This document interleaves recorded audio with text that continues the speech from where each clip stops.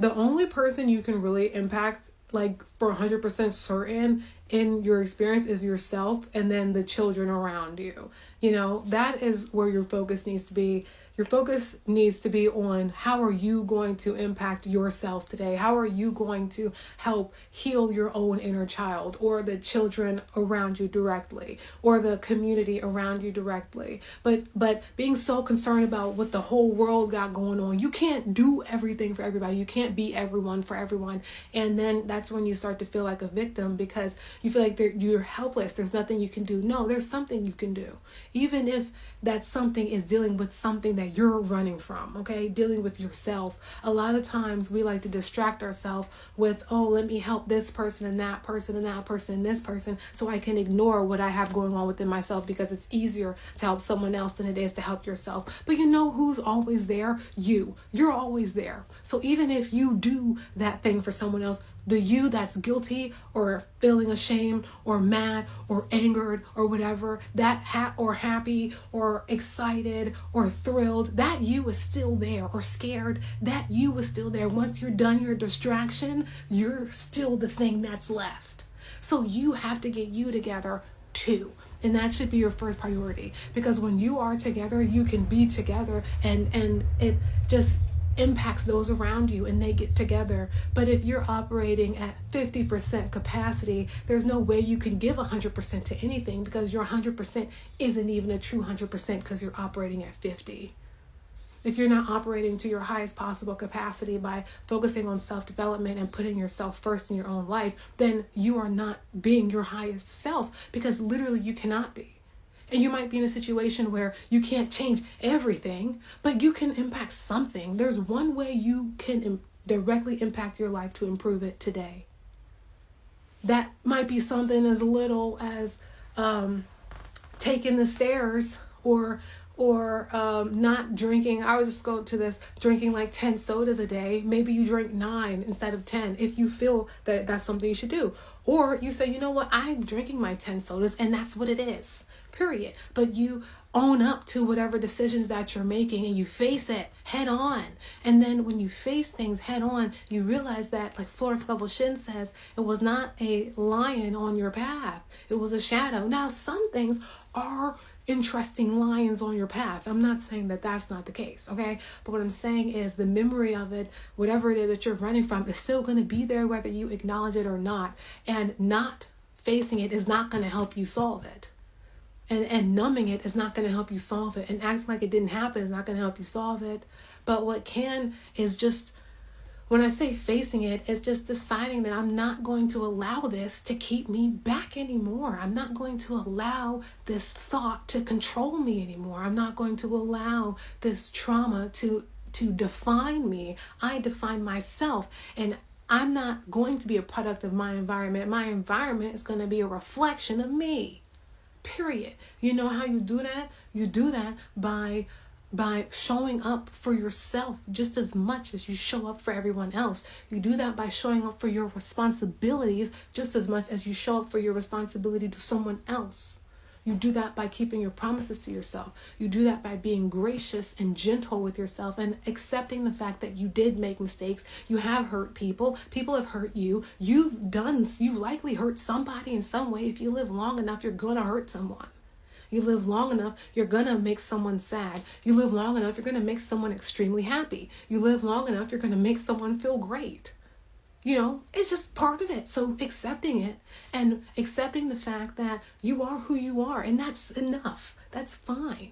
Everything about you is just what it is. It is what it is. And anything that you want to develop in, you have it. You have nothing but time, space, and opportunity. You have what you have right now. So your next step towards whatever you want to do is not going to look the same as someone else's next step.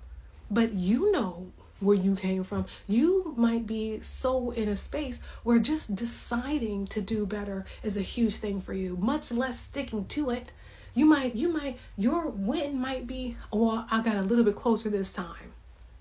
You know, your win is what your win is. Ease up off yourself a bit. And then your next thing, well, it might be sticking to it for 3 days. And then, okay, maybe it's a week. Maybe it's next week. Maybe it's this. Maybe it's that. You know, But you know where you came from. You know what your journey is. It might even be a miracle that you still exist. You're breathing. You might be barely holding it together, but you hold it. You might be struggling and shaking like a in church, but you holding it. So account for that. And maybe what is it time for you to let go of? What is the universe trying to separate you from that you just keep holding on? You're like, no, give it back because I'm so afraid of being abandoned. This has to work. What is that? What are you thinking about right now as I'm talking about it? What am I reminding you of? So there was work you can do. You can't. 9 times out of 10, you can't save all the kids in the whole planet, but you can save your inner child. You can give that inner child a hug. I give myself hugs all the time. I love me. I love me so much. Oh, I do. I love me. You can do that too. I love me so much. Oh, I love you. Period. Because I do, and you should. You have to. Who gonna love you better than you love yourself? Nobody. Who gonna treat you better than you treat yourself? Nobody. Who gonna treat you worse than you treat yourself? Nobody. And then watch when you have the opportunity to do something to someone else, make the decision that you want someone to do to you. If you are tired of someone mistreating you, analyze as well. Not only how are you going to evolve past that so this behavior doesn't persist, but also where are you mistreating someone else? Because likely you are.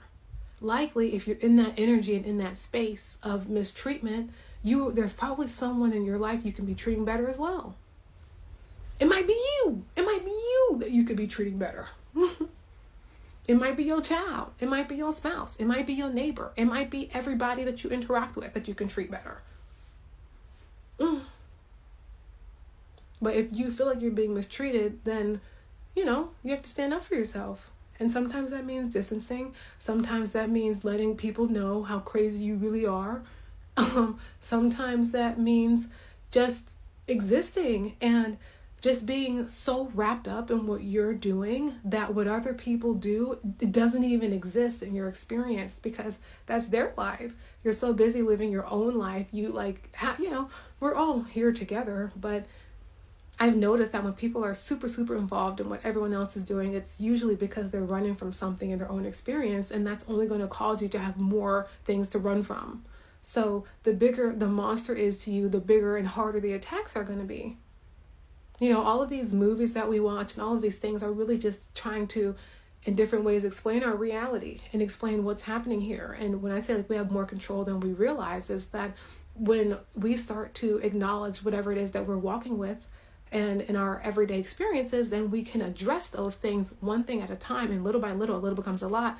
And before you know it, you are completely different in a completely different life, in a completely different way, because you do the things that you feel called to do, which are the things that are right. Like if you feel called to give someone a higher tip, like Jim Rohn be saying too, if you feel called to leave this, he wrote this book back in the day, but if you feel called to leave a 50-cent tip, can you imagine now? You probably get slapped. You might as well not leave a tip than leave 50 cents now. But anyway, if you feel like leaving 25 cents or 50 cents, leave 50 cents because it does make a difference and you'll feel better. So, if you feel called to do something, do it. But you also need to be evolved enough to recognize who's calling you, because sometimes it's not someone you want to open the door to. There's a different experience when it's the divine orchestration that's calling you to do something than when it's the survival self or the world or whatever it is, or something that's not a best interest experience. So, just focus on yourself so that you can have a better life, you can have a better experience, you can feel better, you can show up bigger, better, stronger, and really just listen to yourself, trust your instincts, develop them so that it's not even just always instinctual. It's just clarity. It's just clarity of experience. And remember to listen to that thing and pay attention to what you see when you interact with people, what your thought process becomes when you're around people, because that also can tell you some of their intentions.